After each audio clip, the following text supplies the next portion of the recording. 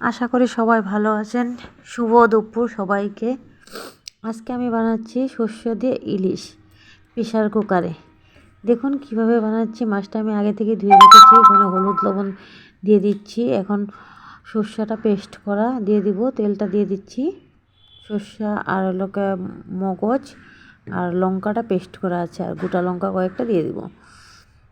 এগুলো মাখিয়ে চাকিয়ে আমি প্রেসারে দিয়ে দিব। এখন তবে ইলিশ মাছ দেখে সিটিটা যখন আসবে ওই অবস্থায় আমি নামিয়ে দিব। আর যদি চিংড়ি মাছ হতো তাহলে সিটি একটা আসলেও কোনো ব্যাপার ছিল না, কেন চিংড়ি মাছটা ভাঙে না, ইলিশ মাছটা ভাঙে যাওয়ার ভয় থাকে। এই জন্য সিটি আসার আগে আগে নামিয়ে দেবো। যখন সিটি আসার ভাব হবে তখনই নামাই দিতে লাগবে।